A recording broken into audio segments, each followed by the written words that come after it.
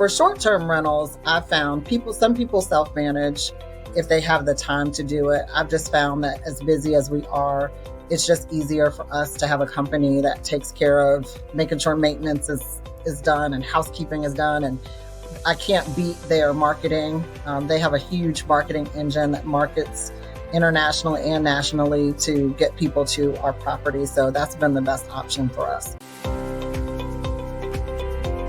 Welcome to the Aid to Assets podcast, the ultimate podcast for aspiring real estate investors. I'm your host, Tiffany Watson. Join me as we discuss real estate investing for 9-to-5ers. We'll talk about everything from money mindsets and property ownership and different strategies you can use to invest in real estate. I want to empower investors, especially those of us who are working full-time, who want to navigate the world of real estate, uncover the secrets to building wealth, generate passive income to achieve financial freedom. Equip yourself with resources from experts, practical tips, and step-by-step guides on how to kickstart your real estate journey. We'll also hear from 9-to-5ers who started to build their own portfolios, what they did and how they did it, so you can do it too. Tune in and transform your main job into your biggest silent investor in your real estate investment business. This is your Aid to Assets. Hello, everyone, and welcome to another episode of the Aid to Assets podcast. I'm your host, Tiffany Watson, where I get the opportunity to talk with 9-to-5ers who have started and scaled their real estate portfolios and the people who help them do it. And so I am so excited about my guest today. You coming with the two Tiffanys today. Tiffany, how you doing, girl? I'm so good. I'm so glad to be here. Thank you so much for being here. I am so excited to learn more about you and your real estate endeavors. You got a lot going on that the people definitely want to hear about. I'm excited. Cool. So before we jump in, because I like to get people from the very beginning to let them know what we're going to be talking about, why don't you share a little bit about your portfolio, the business that you have? Tell us about your real estate endeavors so we can hear some of those receipts. So I absolutely love real estate. I love what I do. Our company is unique because we are a family operated business. I'm in business with my grandmother, who's 105, my mom and dad, and my husband, and soon my son. He's 17, so he's learning the business. But we specialize in short-term vacation rentals, specifically in the Grand Strand of South Carolina, North Myrtle Beach area. But we've also done fix and flips in the Norfolk area and in other parts of Virginia. We've done a commercial endeavor that we partnered with another business owner, and we rented to churches. We have tried just a little bit of everything to see where our sweet spot is, and we really landed on these short-term vacation rentals. Love it. Absolutely. So y'all, before we even get deep into this conversation, make sure you hit that like and subscribe button. And so the first thing that I want to uncover a little bit here is, y'all, in the comments, put the word legacy. Legacy, because I don't know if you heard Tiffany, but she said she's getting ready to have 3 generations in her business. So your grandmother, who was 105 years old, shout out to grandma, and then your parents, and then you, and then you're getting ready to have your son. So actually we're about to break into another one. What was the vision for getting started in real estate? How did that come about, and then spanning across so many generations? I think the vision started really with my grandparents. My grandparents moved from the District of Columbia out to Virginia in the 50s. And bought 3 acres of land there. Always were interested in real estate, which was very different for African Americans at the time to even know about real estate, understand how to get into it. My grandfather used to hold second trusts for people so that they could get their homes, because getting access to mortgage as a Black person in the 50s and 60s and even through the 80s was difficult. So that was his entry point into real estate. My mom was an agent for many years. She taught real estate education. And so she had a fascination and a love for real estate. But we knew that in order to build generational wealth, we had to do it through real estate. That had to be one of the things. It's just one of the easiest tracks to wealth building in our country. And it's something that unfortunately for a long time, African Americans didn't have access to. We didn't understand it. We didn't know how it worked. We got shut out of it very often. And so the vision was really to just start to build, like you said, a legacy that could last for generations so that my son would have something that was his all the time and he could use that asset to gain more assets. So the vision is to grow this thing on out down the line. That is so beautiful. And one of the things that we hear often from investors who come on the show is that the first house is typically the hardest to get in, right? Yeah. And then it gets easier. You have equity that you can use and you can leverage and all sorts of things.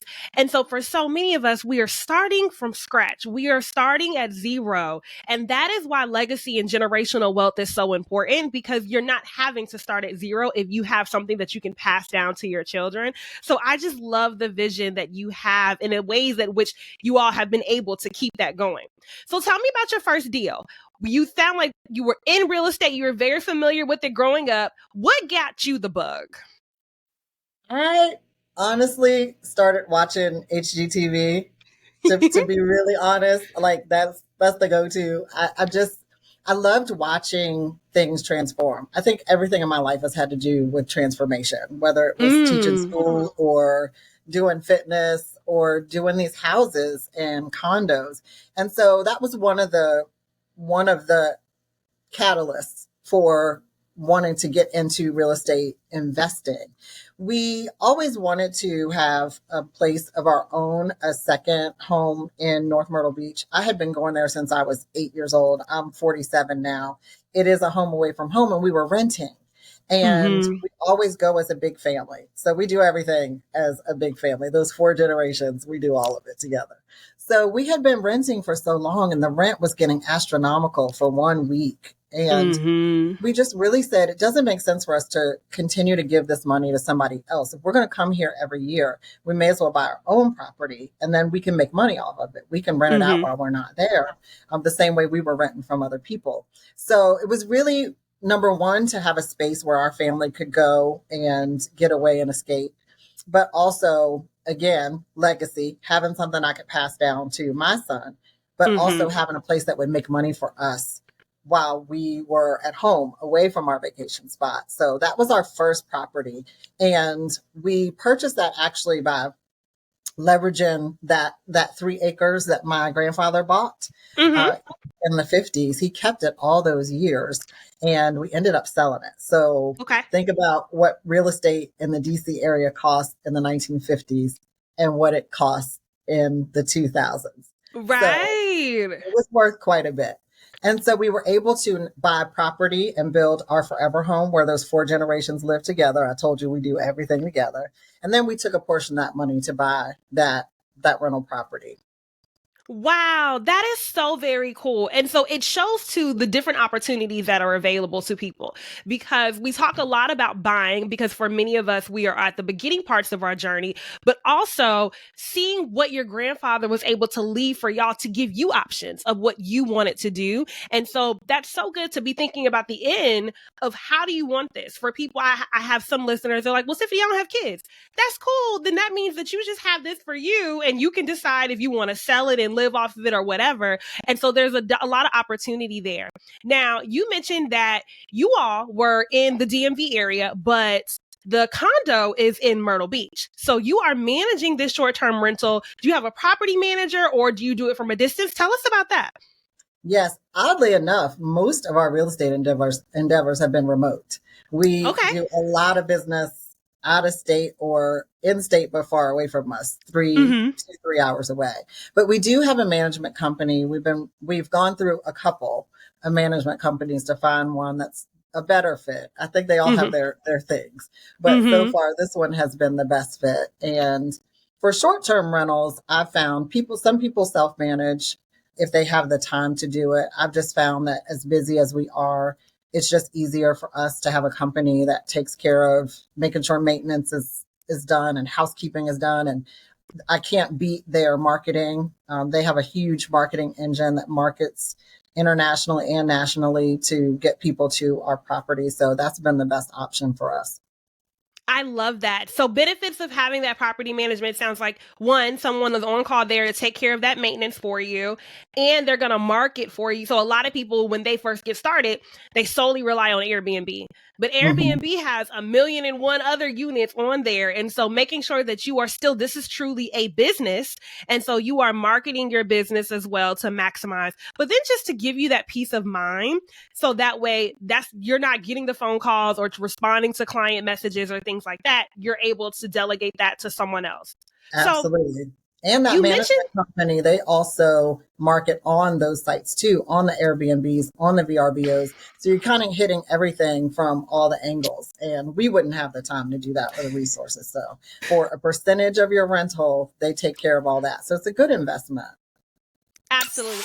And that's so huge too, because we get into business, and if we're truly going to run this as a business, then we need to know, when you're investing in the business, how is it saving you time and potentially and hopefully making you even more money than what you would be saving had you not spent the money. Absolutely. 100%. Now, you mentioned that y'all have gone through a couple of property management companies. And so that's the question that I often get is, how do you decide who you should work with? What makes a good property management? What was that process like for you? Oh, wow. This is where it gets juicy. So one thing about real estate is you will probably get more education from your mistakes than you will from any book, Girl. any class, any course. I'm telling you. So our journey through management has been just that, a journey. We initially, here's the funny part. When we were renting from a management company, and we were happy as renters. And so initially we thought we would just roll on in with that company, and they weren't very responsive to us on the other side as owners initially. And so we said, okay, well, there are other options out there. Let's see what's out there. So our first management company, they were okay, but they didn't really keep on top of cleaning. We found a donut under the bed. You couldn't really ever get a hold of anybody. They didn't really deal with issues. So we got out of that pretty quickly and went to another company. And same thing, issues with cleaning. The staff was really responsive, but the cleaning was terrible. And so when you go somewhere on vacation, like that's like the big thing, that will be a deal breaker for most of us. We go somewhere and it's dirty. So we couldn't have that. They weren't keeping up with the property. Things were getting broken. They weren't notifying us. So we landed at the management company that we originally were going to go with, that we didn't at first. And they've been a much better company to deal with. You pay a little more for them, but you get what you pay for. You really get it that, if you really want people to do well by you, you just really have to make the investment. And so we made decisions based on what we wanted to pay, how much access we wanted them to have to making sure that they ran things. One of the tips I have for finding a good management company, though, is get to know the people on the ground. And that's a good tip for any kind of real estate. Find a good realtor, find the neighborhood guru, get in touch with the chambers of commerce, like really get to know the locals if you're doing remote investing, and talk to them. They know the companies there. They know who's good, who's not. Some of them are all friends. We have one guy down there. He's connected to everybody. So he knows them personally. So he'll give us a nudge here and he'll say, that company's good, or that one's not too good, or they're getting ready to go into something you don't want to get into. So as much, relationships are everything with everything. And so as much as you can learn about the people on the ground, they can give you good intel too. But sometimes it's just trial and error, figuring out, what you need and what you require. And sometimes you just have to spend some time with these companies to figure out if they're the ones or not. And you can always pivot, drop them and move on to the next one. You can always pivot. And y'all, if any listener, if you just have the gift of cleaning, like that just makes your heart smile, listen, no matter where you are, there is a market for you, because running a short-term rental, finding a cleaner, a consistent, reliable cleaner, it's always the hardest. Yes. That is the one thing that you can never have enough of. So that's really good tips. Thank you so much for sharing that. Now, You mentioned that, especially if you're going to be doing remote investing, that you want to get to know the people on the ground. How have you gone about doing that, especially for people? We have some people that they may be living in high cost of living areas, and so that may not be where they want to invest. So what strategies have you found to work for you when you're looking for your people that can be the boots on the ground? That's such a good question. And that's exactly why we do remote investing, is because we live in the DC area. We have not gotten to the place now where we feel comfortable buying a property in the DC area because it is very expensive. That's Mm-hmm. on the radar, but we're not there yet. But realtors, real estate agents, they are gold mines for information. If you can get a holding and have several, don't lock Mm-hmm. yourself into one. Have several, because they all have different specializations. They all have different markets that they work in. They all have different things that they like to do. You need to find an investor friendly realtor. Mm. Talk to your agents down there. Make sure they understand investment and the different kinds of investment, because there are so many different kinds of investment. But they are a gold mine. They know contractors. They know lenders. They know who's who in the neighborhood. They know where the best neighborhoods are. They know about crime. They know about schools. Realtors are, they are just a gold mine for boots on the ground. So if you can connect with a couple of good realtors down there, call them, interview them, go visit them if you're in the area, they can really connect you to their networks, and their networks are usually pretty expansive, especially those who've been in the business for quite a while. We also have gone to, like I said before, chambers of commerce in the areas. They're a good resource for finding boots on the ground. Joining RIAs, real estate investment associations. Your local real Mm-hmm. estate investment association is a gem in any city, any locality. Find them. They are such a great connector to money. They're a great connector to resources. They're a great connector to relationships. Urea is just really going to be a good place to start when you're doing real estate investment. Love it. Got it. That's so good. That's so good. Okay. Now let's shift gears a little bit, because you mentioned that you have the short term rental, but that's not the only type of investing that you've done. You've kind of had an array of projects that you worked on. So tell us about some of those other endeavors. We've done a couple of fix and flips. We did one in King George County, Virginia, and we did one in Norfolk, Virginia. We went in partnership in a commercial building right before COVID in Maryland, in PG County, Maryland. We were renting that space to churches, Okay. smaller churches that were startups. We were giving them time slots, and actually worked really well till COVID. And so Mm-hmm. we ended up selling that building. We have done private money lending, which is something that we don't talk about very much, but Yeah. we have been lenders to other flippers, to other investors, where we just let the money work for us. We let them do the work.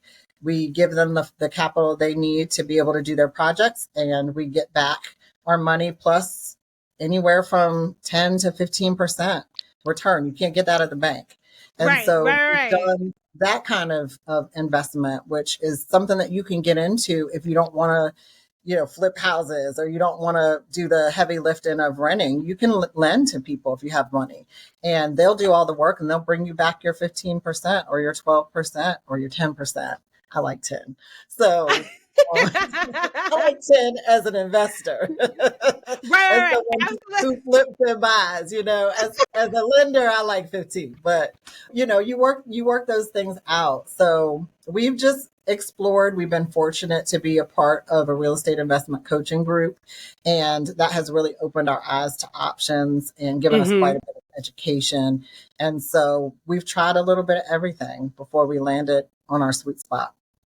I love that. That's one of my favorite things about real estate, is that there is no one way to win. There are so Absolutely. many opportunities. And so, as someone, like, transparently, as someone that has had to work significantly and is still working on my financial mindset, my money mindset, and getting out of that scarcity mindset, real estate is an opportunity for me to challenge myself, and knowing there's so many good deals, no matter what the news says, no matter what they say about the market, there is a way to make money.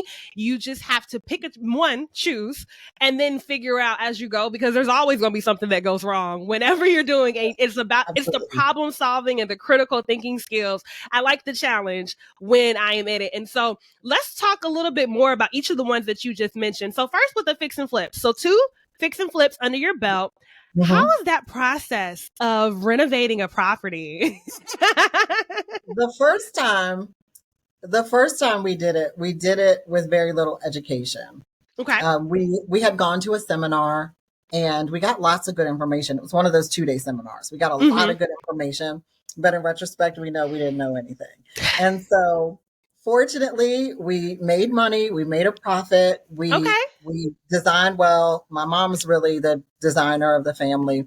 Her designs are fantastic. So people get in and they make offers quickly. So that was good. That was the one in King George. That was our first fix and flip. We had contractor issues.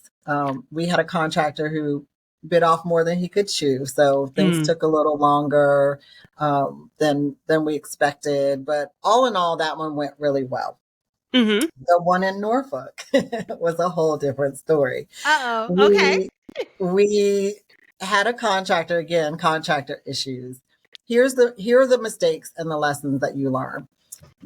We knew he was not a licensed contractor. Okay. Which, depending on the project, that can be okay. If you don't have to do any foundation work, if you don't have to do any structural work, you don't have to break open walls or anything, you could work with subcontractors, you could work with trades. You don't really need a GC, a general contractor. But this particular person, I think we didn't do our due diligence. We didn't go after references. We didn't dig into his past to see what kind of work he had done. He sent us pictures, but you can get pictures off the internet. And so we made the mistake of being too trusting. We sometimes think everyone's like us. And so, if you say you're going to do something, you're going to do it. If you say you can do something, you can do it. And just found out again that he got in over his head, was a little overwhelmed. You remember we're doing this remotely. So he's sleeping at the house. It was all kinds of things. So we got that done. We ran into some issues with termites and home inspectors. Y'all, please do your due diligence on home inspectors. Some are better than others. One home inspector completely missed that there was evidence of termites in the garage. At one point, we didn't have termites, but one said that there was evidence. One said that there wasn't. The one that said that there wasn't happened to be the home inspector for a buyer. So we had to do all kinds of remediation after we had finished the project. It was just a nightmare, but we didn't lose any money. Still, we didn't lose any money. Praise God. Won't he do it? So, wow. So, but I said the best education you get in real estate investing, if you have the heart for it, if you're not risk averse, is the mistakes that you made. All those things we went through, we will never do again. We have our systems in place for vetting people. We had them, but we didn't pay attention. We got the education, but we skipped it. Don't skip your education. If you learn how to do something, follow the program. Don't try to do things on your own because you don't know anything. So those were our 2 flips. Fortunately, we didn't lose money. We made money on both. We didn't make the profit that we wanted to, but we learned wise because you just really have to have a good contractor. You have to have someone you can trust on the ground. You have to be able to monitor your project and have a system for monitoring your project along the way. But we had learned enough to cover ourselves to make sure that, we weren't owing no one was doing work and not taking our money and all that stuff. So we did have those processes in place, but education is everything. And actually doing what you're taught is everything. Yes. We have all the notes. We get all the notes from the conference, but we got to put them into practice. So what would you say are your top 2 strategies when working with contractors, especially being remote? What are 2 things that we absolutely need to make sure that we do? You have to have an interview process. And this will really determine whether out the gate, it'll eliminate some of them because some won't want to sit for an interview process. They think they're too busy, they're too good for it or whatever. But you have to have an interview process and you have to ask questions that they can't give you yes or no's. Like, tell me a time where a project went poorly and you had to find your way out. They can't just say, I'm great at everything and blah, blah, blah, because you're going to run into issues. We know this business. Right. So when they have to tell you how they work through a problem, you can learn a lot about your contractor. You have to go after the references. If they provide references for you, follow up. Tell them to take you to projects that they've done before. Really vet them. Look up their licenses. Every state has a mechanism for looking up licenses. Look up if they say they're licensed, and it has to be a contractor's license, not a business license, because they'll try to pull that sometimes too. But look up their licenses, see if they have any complaints against them. All that stuff is public information. So those are just some things. And then get a feel, like you hire them. So you're the boss. You're the company that makes the rules. You have to posture yourself as being the person that they answer to. You're paying them. And so you have to have your systems, and they have to be willing to come in agreement with your systems. And if they're not, then that's not the contractor for you. So sometimes it takes a couple to find your rhythms. The people that we have in South Carolina are fantastic. We've worked with them for years. They've been with us every project down there, but we're working on one currently right now in South Carolina. But, it takes a while, but I would definitely say have an interview process, follow up with their references, and have them to take you out to their work and actually see what they've done before. I think if you can do those three things, I think that's a really great start. And get lien waivers for your work. Okay. Ooh, talk to us about that.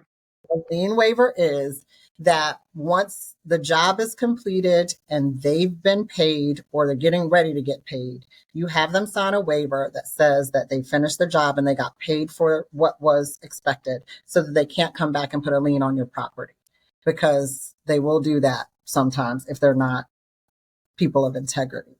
So at every stage, when you pay someone, you make sure that they sign a lien waiver so that they can't come back and put a lien on your property and take it and say that you didn't pay them.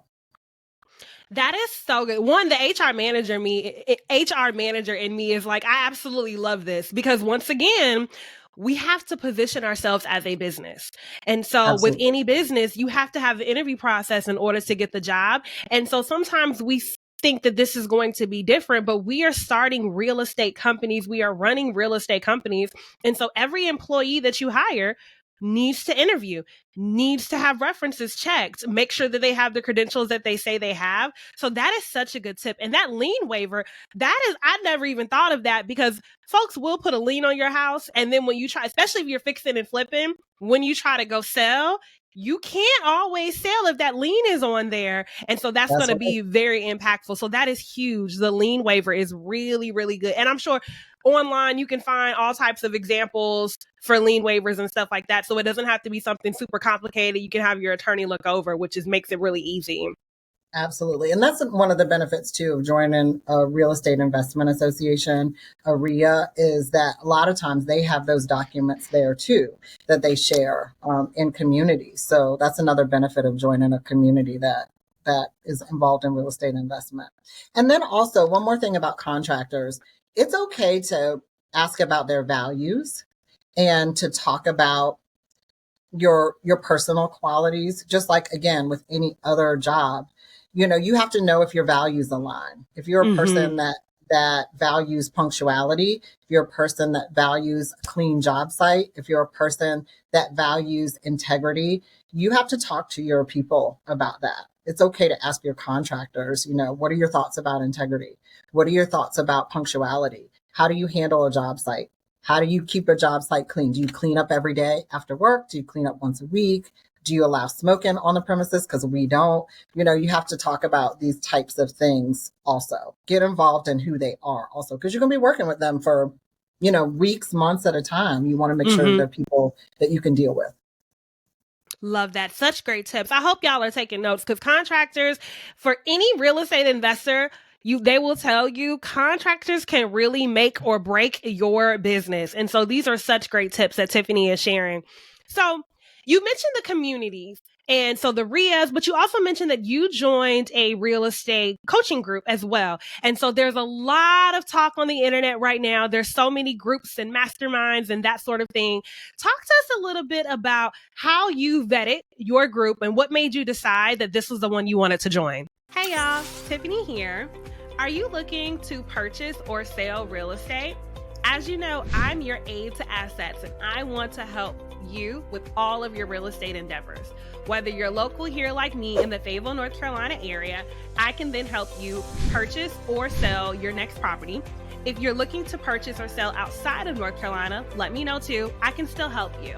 I have a team of agents all over the country that I can connect you with to partner on your next deal. Let's get to the closing table, y'all. We buy our way to wealth, whether that's buying right or selling better. Can't wait to hear from you. Click on the link in the bio if you want more information on how to personally work with me or an agent on my team. Talk to you soon. Well, we started out, I told you some time ago, we went to a seminar. It was years ago, 2015, 2014. I don't even know if that company's still in existence, but it was Fortune Builders. And there were a couple of, I think they were brothers, and they were on A&E and they had a show. And we went to that. We learned a lot. That was really great. At that time, we didn't have the funds to invest in their next step. Later, this maybe last year, it's been a little bit over a year, we joined Tariq El Musa from Flip or Flop from HGTV. We joined his coaching group. It has been phenomenal. One of the reasons why we joined is because he had an ad. He's all over social media. He does a fantastic job with his marketing and social media. But he had one ad where he was like, look, this is what it costs to get in our program. If you can't afford it, don't do it. It's not for you. He was very straight, very honest. This is what you're going to get if you join our program. This is what I'm going to help you do. He just laid it all out up front. It wasn't salesy. It wasn't slimy. It wasn't exploitive. And that was one of the things that really attracted us to him. And he puts out such good free content that we knew that making an investment in his program would benefit us. And it really did. We have learned a ton. The coaches that he has working for him are fantastic. They have held our hand through things. They've talked us off ledges. They are open with sharing all of their information. And they have such a wealth of information across all types of real estate investment.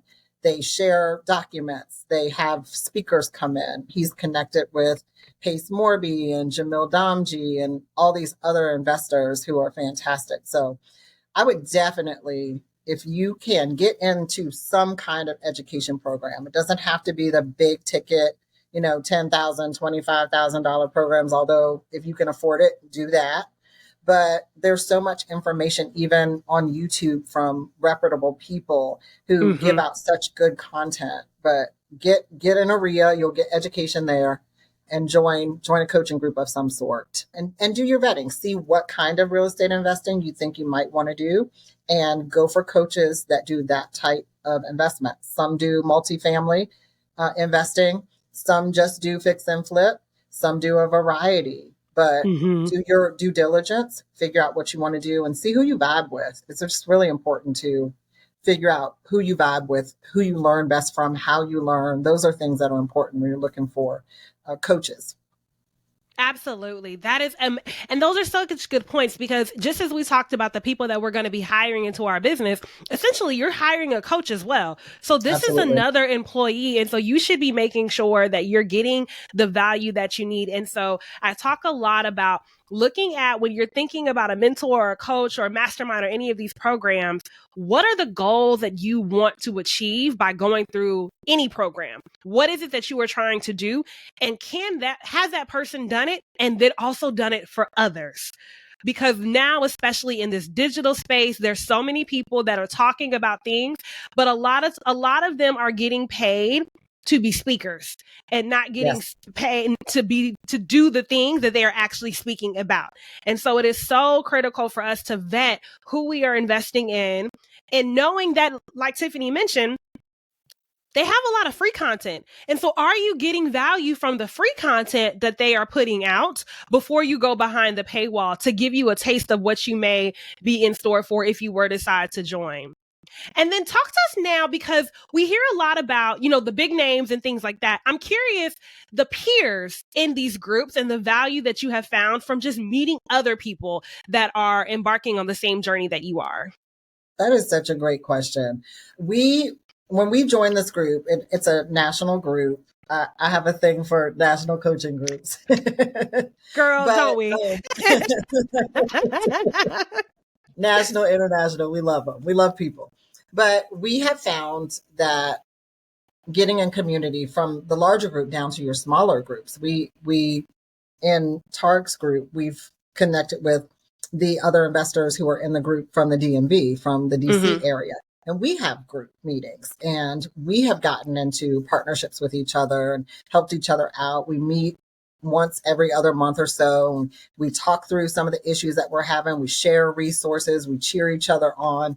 And being in community with your peers, they know you, they get to know you, they don't have a problem helping you and investing in you. And we don't have a problem investing in them and helping them out because we've built this relationship. We've seen each other's work. We've talked through our hardships. And so those communities, the peers, are so helpful. And everybody knows somebody that can do something different. Or they have an attorney that they've worked with that's good, like that reference that comes from someone you know is so crucial. So those groups are helpful. Working in your peers are helpful for networking. They're helpful for resources. They're helpful for partnerships. It just is really awesome. And being able to work alongside those people, we hang out, we've been friends, but we also get to work together too. And that's just really beneficial. If you can get into these spaces where you have like-minded people, no matter what industry you're in, it just really helps you. It broadens your horizons. It broadens your network. It helps you to think differently because we all see things differently. And, you get to vet those people and you know them. And so you don't have as much of a hesitation with working with them. Absolutely. Absolutely. And one of the things that we often find, especially for many of us that are just getting started on this journey, we don't know a lot of people that are doing this as well. And so, especially with technology and with virtual groups and everything like that, it makes it a lot easier to be able to find like-minded people. Tiffany and I are in a group together. We met each other. And so, we have a lot of the same interests and values, and you are able to build relationships off of that, which is incredibly helpful, especially when you are starting something that can be very different than what you're used to. And so then, like you mentioned, that word of mouth reference, it's like, I'm looking for so-and-so, and you'd be surprised when you make an ask of this is who I'm looking for, who already has someone for you. And they just don't know that you're looking. And so being able to get that word of mouth reference, it's a lot easier to trust someone who's already done good work for someone than just doing a Google search and trying to find someone off the internet or something like that. So that is incredible. Absolutely. And that's how we have found some of our people and we've shared with them. It's funny because in our DMV group, many of us invest remotely because, again, it's expensive to start investing in the DMV. So a couple of us ended up both in Hampton Roads, Virginia, where real estate is a lot less expensive. And so we were able to share some of our contractors down there. We were able to help each other. We were working in 2 different cities down there. So we were able to compare notes about how it is to work with permitting and what the different regulations are and ordinances. So that community is just everything when you're doing real estate. It just is. Love it. Now, so we're in community. So y'all have homework. Listeners, y'all have homework. You need to find your local RIA if you are wanting to invest locally. Look, and even if you're wanting to invest in remotely, find the RIA where you are considering so you can just start to learn and hear the conversation, hear what's going on in the area. So that's the first thing. Now, Tiffany, while we're going to these groups, these meetings, we're learning all of these things, we're taking in a lot of information. So one of the things that I know you do well is helping people to keep organized, all of the information and stuff that they're learning. Tell us a little bit more about that. So I was introduced to this concept. Tiffany, you mentioned that we're in a coaching group together in a community, also a personal development community that's been out of this world. And our coach there introduced us to this concept of an information management system. And I love technology, and by nature, I'm not the neatest person. I'm very organized psychologically, but the things are everywhere. And so when we were introduced to this information management system that was electronic, I just took it and ran with it. It was so helpful to me, and I wanted to help other people learn how to do it. And so I use Google Drive, and I have begun to organize all of my life in there, but especially my real estate documentation. when you're doing these projects in real estate investing, you have so many moving parts and you have so many documents. Real estate is such a document heavy industry. And a lot of it, unfortunately, is still on paper, but I've learned to scan them, put them in different folders online. I can shoot them to people very easily. And so I wanted to help people, not just in real estate, but in all kinds of industries, to organize their information. So I created a course called Creating Your Information Management System in Google Drive. It is an evergreen, at your own pace, step by step, from soup to nuts course that teaches you how to organize your information, how to share information, how to pull in old paper documents into your electronic system, how to even scan your handwritten documents and turn them into electronic documents. I'm biased, but I think it's one of the best courses you can take to get yourself organized. I'm just going to say that. And it's relatively inexpensive. It'll save your whole life. So I definitely recommend that you get this course to help you with real estate. You just have to be on top of things with your real estate documents across the board in real estate. So this will help you do that. Absolutely, y'all. This course is phenomenal. The link to it will be in the description box. But as you are going on this journey, it's going to be so critical to, one, keep up. We talked earlier about how we'll have all of these notes, but it's not about the notes you take. It's about the notes that you execute on. And so one thing our coach, shout out to Dr. Daniels, one thing our coach says regularly is that information is like medicine. You don't always need it, but when you need it, you need to know where to find it. And that Absolutely. Is what Tiffany's information management system does. She helps you. And I'm a pen and paper girl still to this day. And so being able to scan and putting that still electronically, so now I can keep everything together, and I have journals from like a decade ago still, and I love it.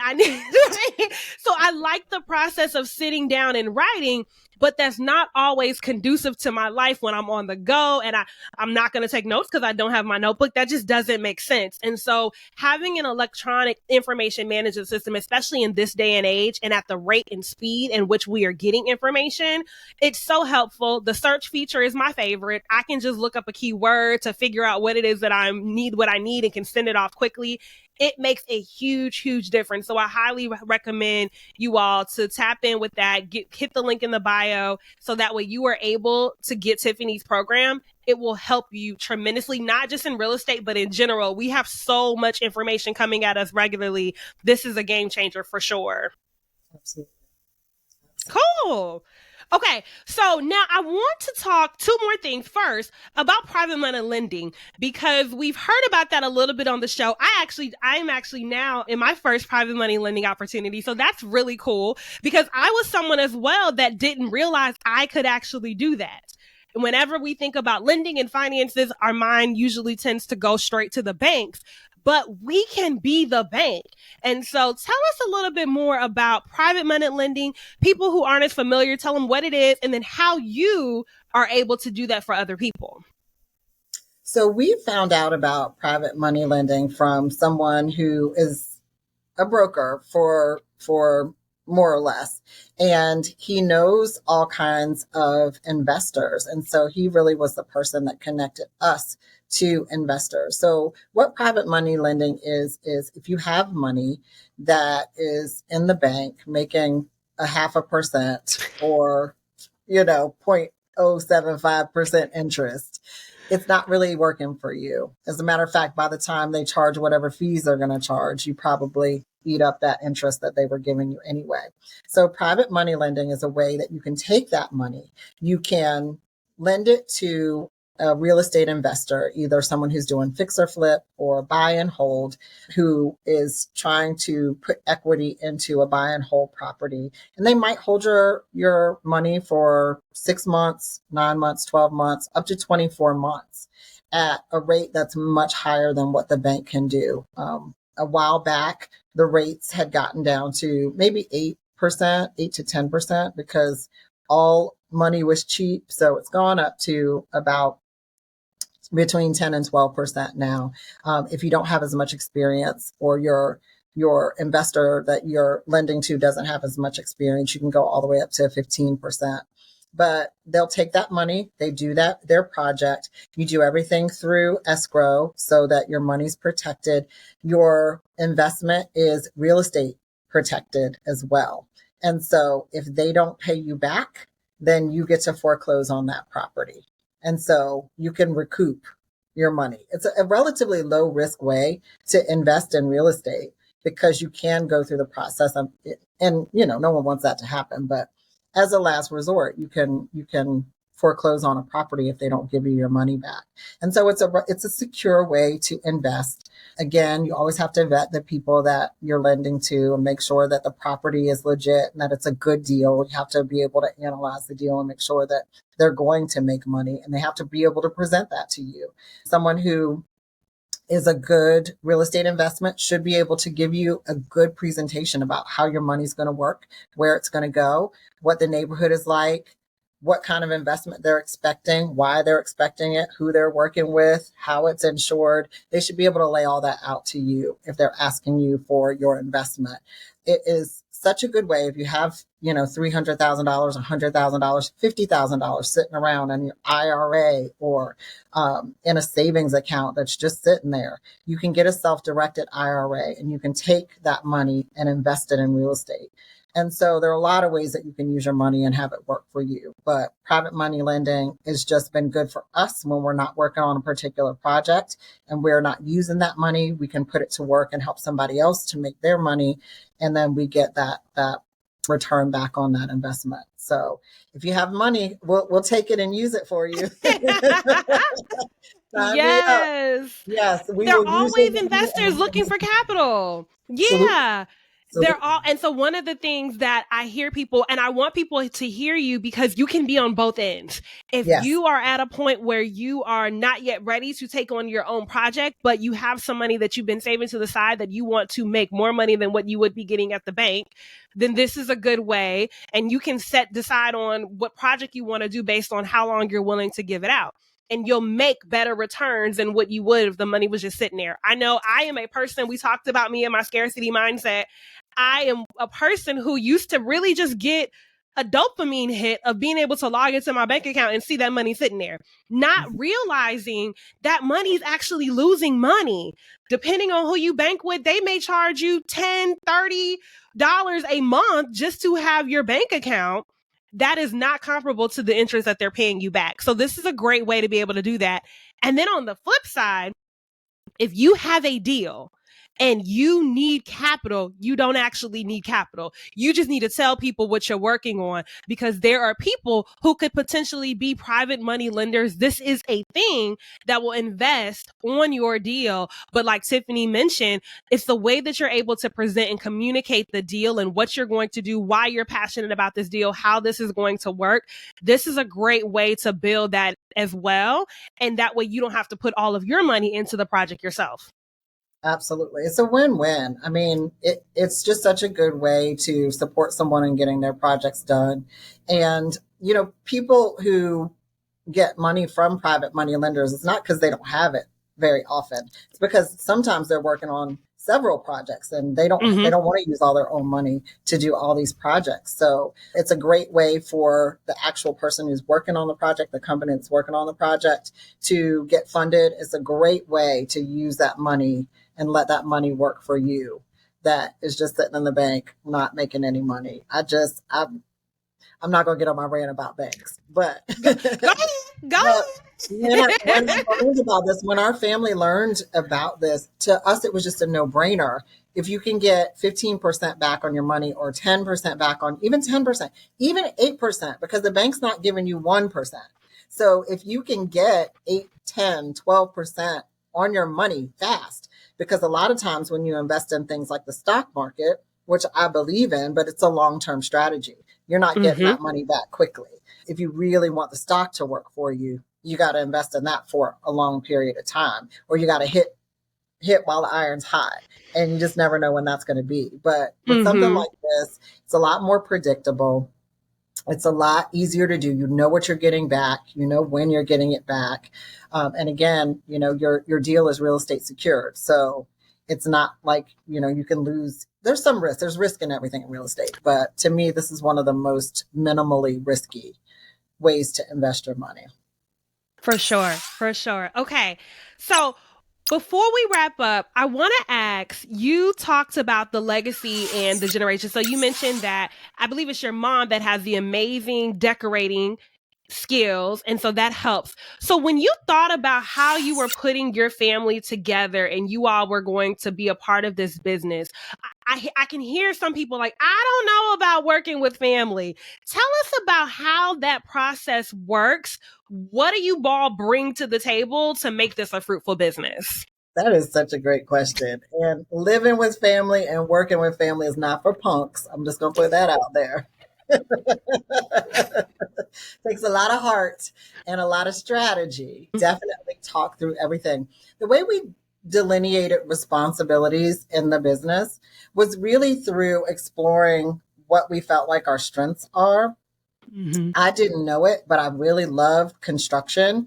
And not a hammer and nails chick necessarily, but understanding how construction works, understanding how to set up your business to work with contractors and subcontractors and all of the paperwork, like I told you, that lien waiver involved, and learning those types of things. I really found that fascinating, like really mapping out what's your timeline for completing your project? What goes first? What do you do first in a project? What do you need to know about permitting? And, who can get you those things quickly? I really became more of our lead on construction and trades. And I fell in love with it. I learned about it. I dived into all the information I could. So I do more of the front end coordinating with contractors. My husband's more of the project manager. He's really the boots on the ground guy to make sure stuff gets done. He's really good at leaning on people to make sure they meet their timelines and to make sure that stuff is done well. So he does most of our project management.